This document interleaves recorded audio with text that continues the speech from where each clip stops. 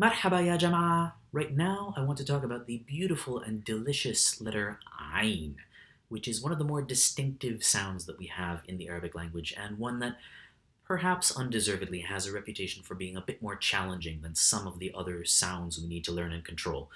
The sound of an Ain is a voiced constriction of the throat. It sounds like this. Ah. And to make it, we're using our vocal cords, we're sending some air up through our throats with a little assist from our diaphragm, and tensing our neck muscles a bit to affect the quality of the sound. Not too much, we don't want to strain ourselves, but just enough to affect the quality of the sound.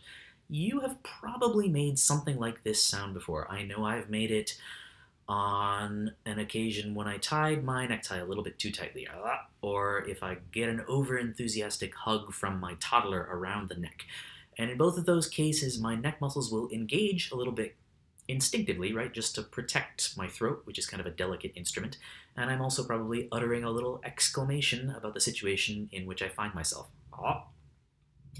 So practice is important, right? And you can try that on your own. But a couple of things that I do want to mention here are, first, if you have already encountered and learned how to pronounce our letter ha, that sort of raspier H sound that we have in Arabic, you'll find that the muscles in your neck are doing something similar, if not identical.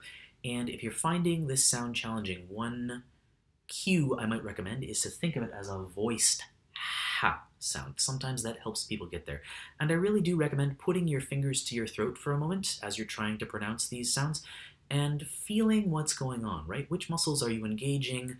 What does it feel like when they are a little bit more tense and engaged?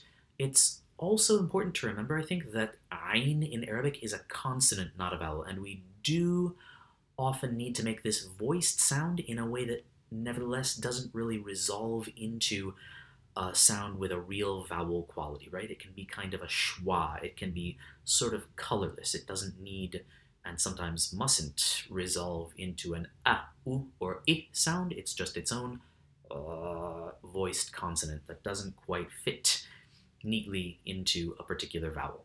Sometimes it will be followed by a vowel, right? Ah, u, I, and you can think of it as a swift but gradual declenching of those neck muscles that will enable us to resolve into a clear voiced vowel. Um, I think it's also important to mention that if using these muscles in this way is a new thing for you, and I don't think we really do it when we're speaking English, which is my mother tongue, then you're going to want to practice gently at first. Our muscles do get sore when we do new things with them, and the muscles of your neck and throat are no different in that regard. With this sound and this letter in particular, I think sometimes motivated and enthusiastic learners can have a tendency to really go for it and really emphasize that sound, which is good as a practice, but it is possible to overdo it in a way that can become a little uncomfortable. I know that when I'm working with my beginning classes on this letter, I feel a little bit of fatigue and a little bit of soreness at the end of a 50 or 75-minute class session. So this sound can be gentle while still retaining its distinctive quality, and aiming for that in your practice, gentle but distinctive, is something that can help your practice remain sustainable.